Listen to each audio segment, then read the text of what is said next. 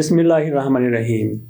वो बिल कौमी असम्बली से मंजूर होने के बाद सेनेट से भी मंजूर हो गया है, जिस बिल में अदलिया के कुछ इख्तियारात कम करने की कोशिश की गई थी, लेकिन अभी इस बिल की मंजूरी के बाद भी कानून की हैसियत इसको नहीं मिली। कानून उस वक्त बनेगा जब सदर साहब इस पर दस्तखत कर देंगे। सदर इस पर दस्तखत करते हैं या नहीं करते, क्योंकि बिल में ऐसी चीज़ें भी शामिल हैं जिन पर अमूमी तौर पर इत्तेफाक पाया जाता है, जैसा कि चीफ जस्टिस साहब का सो मोटो का इख्तियार, इस पर कई हल्के इत्तेफाक करते हैं। लेकिन और बहुत कुछ है जिसमें जजेस के हाथ बांधे गए हैं, सुप्रीम कोर्ट के इख्तियारात को महदूद किया गया है, और फिर मुकदमा किसी दौर में भी हो उसमें अपीलों की इजाज़त दे दी गई है। ये जो भी नया कानून बनाया गया है, इस पर अमल दरामद उसी वक्त होगा जब ये पार्लियामेंट से मंजूर हो जाएगा।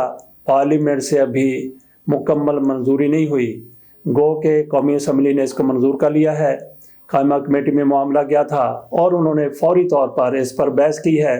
इसको मेरा ख्याल है कि उन्होंने इसके पैराग्राफ्स गिने होंगे और उसके बाद उन्होंने कौमी असम्बली में भेज दिया। कौमी असम्बली से इसकी मंजूरी हो गई। सेनेट में ये मामला गया तो सेनेट की कायमा कमेटी में ये मामला नहीं गया, बल्कि इसको सेनेट में पेश किया गया और सेनेट में थोड़ी सी बहस व तमहीज़ के बाद इसको मंजूर कर लिया गया। आखिरकार इतनी जल्दी क्या है, इतनी तेज़ी क्यों दिखाई जा रही है? बहरहाल ये कानून उसी वक्त बनेगा जब पार्लियामेंट की मंजूरी मुकम्मल तौर पर हो जाएगी। सदर भी पार्लियामेंट का हिस्सा है, सदर इस पर दस्तखत करते हैं या नहीं करते। सदर हो सकता है कि इस पर दस्तखत कर दें, इनके साथ मुतफिक हों। यह भी हो सकता है कि सदर साहब इस मामले को 20 रोज़ के लिए लटका दें। लटकाने के बाद भी इसने कानून बन जाना है। लेकिन इसमें एक बहुत बड़ी बात सामने आई है, वो ये है, सेनेटर अली ज़फ़र ने सेनेट में अपनी तकरीर के दौरान ये कहा कि इसमें कुछ ऐसे मामलात हैं जो सिर्फ़ और सिर्फ आइन में तरमीम करके ही मंजूर किए जा सकते हैं। कुछ इसमें ऐसे हैं जिन पर कानून साजी की जा सकती है। उन्होंने कहा कि मैं इसका हिस्सा बनने के लिए तैयार नहीं हूँ कि जिन मामलात पर आइन में तरमीम के सिवा कोई चाराकार नहीं है, उसको मैं कानून साजी के ज़ुमरे मिलाकर उससे इत्तेफाक कर लूँ। इसके बावजूद भी सेनेट की तरफ से इसकी मंजूरी दे दी गई। 60 लोग एक तरफ थे, मुखालफत करने वाले पीटीआई के लोग एक तरफ थे। अब ये देखना है कि यह कानून कब बनता है। अगर ये कानून बन जाता है तो फिर इसका कायम रह जाना नामुमकिन है। क्यों नामुमकिन है? क्योंकि अली ज़फ़र साहब ने जो कुछ बताया है कि कौन कौन सा मामला ऐसा है जिसके लिए आइन में तरमीम ज़रूरी है, लेकिन इन्होंने कानून साजी कर दी है। उन्होंने सेनेट में खड़े होकर ये भी कहा कि आप अपना शौक़ पूरा कर लें, इसको कानून बना लें, लेकिन ये सुप्रीम कोर्ट में जाकर 15-20 रोज़ के अंदर अंदर उड़ जाएगा। ये अली ज़फ़र साहब की तरफ से कहा गया था, लेकिन उनकी एक नहीं सुनी गई। कौमी असम्बली ने मंजूर कर लिया, उसके बाद सेनेट ने मंजूर कर लिया। अब देखते हैं कि इस कानून का मुस्तकबिल क्या होता है, जबकि अली ज़फ़र की तरफ से वाज़ेह तौर पर कह दिया गया है कि इस कानून का ठहरना मुमकिन ही नहीं है। दूसरी बात कर लेते हैं हम सुप्रीम कोर्ट की। सुप्रीम कोर्ट के अंदर रसाकशी जारी है। मंदू खैल साहब जो कुछ कर चुके हैं उसमें पेशरफ्त हो गई है।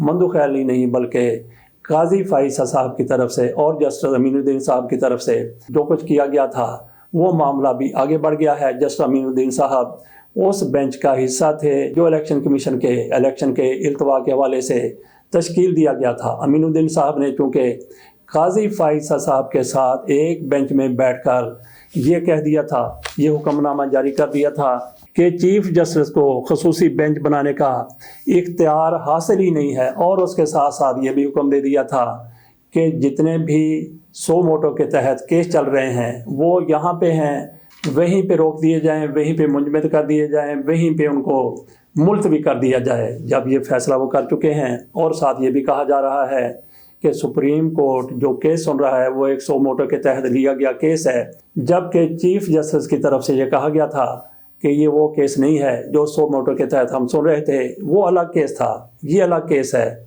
बहरहाल जस्टिस अमीनुद्दीन साहब ने ये किया है कि जैसे ही बेंच बैठता है वो कहते हैं कि मैं इस बेंच का हिस्सा नहीं बनना चाहता, क्योंकि मैं एक फ़ैसला दे चुका हूँ जिसमें यह कहा गया है कि सारे के सारे ऐसे केसेस جو سوموٹو کے تحت چل رہے ہیں ان کو ملتوی کر دیا جائے، پہلے ضابطے بنائے جائیں، قاعدے بنائے جائیں۔ جیسا امین الدین صاحب کی طرف سے کہا گیا اور وہ بینچ سے اٹھ کر چلے گئے، جیسے وہ بینچ سے اٹھ کر گئے ہیں باقی بینچ بھی اپنے چیمبر میں چلا گیا۔ گویا یوں یہ بینچ ٹوٹ گیا جس نے وہ فیصلہ کرنا تھا کہ الیکشن کمیشن کے پاس انتخابات کو ملتوی کرنے کا، نئی ڈیٹ دینے کا کوئی اختیار ہے یا نہیں ہے۔ نظر واضح طور پر یہی آ رہا تھا کہ الیکشن کمیشن کے پاس ایسا کوئی اختیار نہیں ہے۔ اس معاملے کو حکومت معرض التوا میں ڈالنا چاہتی ہے، اس میں تھوڑی سی کامیاب ہو گئی ہے، بلکہ یہ حکومت انتخابات اسی وقت کروانا چاہتی ہے جیسا کہ الیکشن کمیشن کی طرف سے سوچا جا رہا ہے، کہا جا رہا ہے 8 اکتوبر، اور 8 اکتوبر کو بھی کوئی یقینی نہیں ہے کہ انتخابات ہو جائیں، کیونکہ جس طریقے سے سپریم کورٹ میں ایک رپورٹ پیش کی گئی ہے کہ پاکستان میں دہشت گردی انتہاؤں کو چھو رہی ہے، تو ایسے ماحول میں انتخابات کا ہونا ناممکن ہے۔ اور اس سے پہلے پیسوں کی بات ہو رہی تھی، عملے کی بات ہو رہی تھی، اب سب سے بڑی پلی الیکشن کمیشن کی طرف سے یہ لی گئی ہے، اور الیکشن کمیشن کو یہ ساری بہانے بازی حکومت کی طرف سے سمجھائی گئی ہے، بتائی گئی ہے۔ اس کے مطابق الیکشن کمیشن نے یہ سارا کچھ کہہ دیا ہے۔ سر دست معاملہ تھوڑے دنوں کے لیے مؤخر ہوا ہے، اب نیا بینچ بنے گا۔ نیا بینچ بننے کے بعد کیا ہو سکتا ہے، وہ کچھ دن سماعت کرے گا، اور پھر مندوخیل صاحب اس بینچ میں بیٹھ کر یہ کہہ دیں گے کہ میں نے چونکہ یہ کہا ہے کہ پہلا فیصلہ 3 اور 4 ججز کا فیصلہ تھا، پہلے وہ مانا جائے، اس کے بعد اس کو آگے بڑھایا جائے جس معاملے پر ہم اب سماعت کر رہے ہیں۔ تو اگر آپ میری بات نہیں مانتے تو میں بھی بینچ سے اٹھ کر جاتا ہوں۔ مندوخیل صاحب بینچ سے اٹھ کر چلے جائیں گے تو مزید کچھ دنوں کے لیے یہ معاملہ مؤخر ہو جائے گا۔ پہلے تو یہ دیکھنا ہے کہ امین الدین صاحب کی جگہ پر کس جج کو لایا جاتا ہے۔ ان کی تو یہ خواہش ہوگی کہ ان کی جگہ پر قاضی فائز عیسیٰ صاحب کو بٹھا دیا جائے، لیکن قاضی فائز عیسیٰ صاحب بھی امین الدین صاحب کی طرف فیصلہ دے چکے ہیں، وہ بھی اس بینچ کا حصہ نہیں بن سکتے۔ تو پھر یہ کہیں گے کہ سردار طارق مسعود کو اس بینچ کا حصہ بنا دیا جائے، لیکن بینچ کی تشکیل کرنا یہ چیف جسٹس کا اب تک تو اختیار ہے۔ ابھی تک نئے قانون پر عمل درآمد شروع نہیں ہوا، جب تک اس پر عمل نہیں ہوتا، جب تک قانون بن نہیں جاتا، چیف جسٹس کے پاس اختیار ہے کہ وہ بینچ کو اپنی مرضی سے بنا لیں، جس جج کو چاہیں شامل کر لیں۔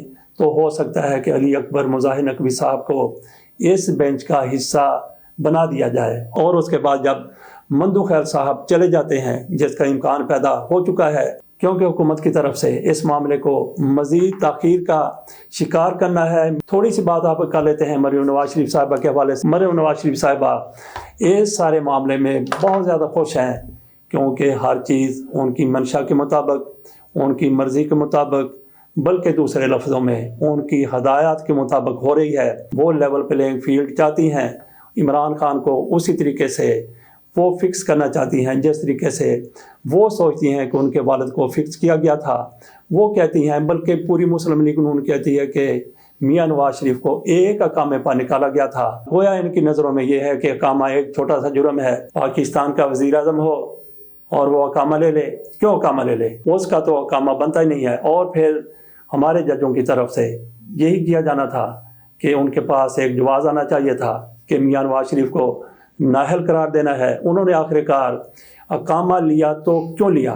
میں سمجھتا ہوں ان پاکستانیوں کی طرح، پاکستانیوں کے بہت بڑے حصے کی طرح، کہ میاں نواز شریف نے اقامہ لیا تو کیوں لیا؟ ان کا یہ سارا فعل غیر قانونی تھا، غیر آئینی تھا، اور اس کا پھر ان کو نتیجہ بھی دیکھنا پڑا۔ مریم نواز شریف صاحبہ کی طرف سے تازہ ترین یہ بیان آیا ہے کہ الیکشن ہوگا مگر نشئی کے کہنے پر نہیں، اب نواز شریف آئے گا، سہولت کار جائیں گے۔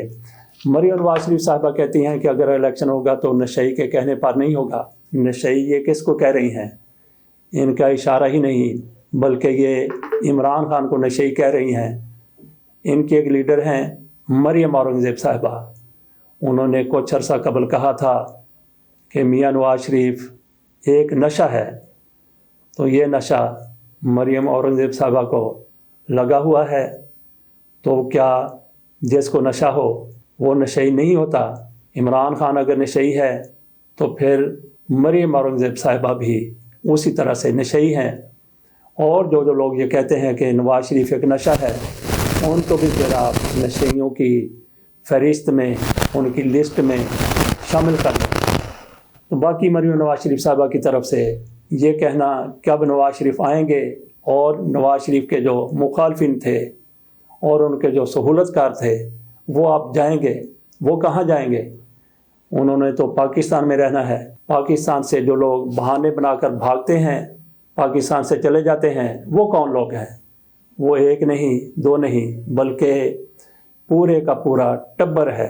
अब शरीफ ख़ानदान की तरफ से कहा गया है कि नवाज शरीफ साहब 19 रमज़ान को उम्रे के लिए जाएंगे और वहीं पे मरीम नवाज शरीफ साहिबा भी जाएंगी, शहबाज शरीफ साहब भी जाएंगे, वहाँ पे इनकी मुलाकात होगी। ये वो मुक़द्दस मुकाम है, यहाँ पे ये लोग साजिशें बुनने के लिए जाते हैं। ये ऐसे ही हवा में बात नहीं की जा रही। हुसैन नवाज साहब कहाँ गए थे जब वहाँ पे अरशद मलिक जज को बुलाया गया था? उनके सामने 50 करोड़ रुपए रखे गए थे कि आप थोड़ी सी बेईमानी कर दें, आप एक बयान दे दें। ऐसे लोग वहाँ जाकर भी साजिशें करते हैं। एक बार फिर ये लोग साजिश करने के लिए मुक़द्दस मुकाम की तरफ जा रहे हैं। कुछ खुदा का खौफ करें, उस मुकाम को सिर्फ इबादत के लिए रहने दें। ऐसे काम ना करें जैसे कि हुसैन नवाज 50 करोड़ रुपए लेकर वहाँ पे पहुँच गए थे। तो अब वहाँ पे लोग फिर इनका इंतज़ार कर रहे होंगे नारे लगाने के लिए, और इन्होंने उसका बंदोबस्त भी इस तरीके से किया होगा कि पहले से इमरान खान पर एक और मुकदमा बना दिया जाए। इसके साथ इजाज़त दीजिए। अल्लाह हाफ़िज़।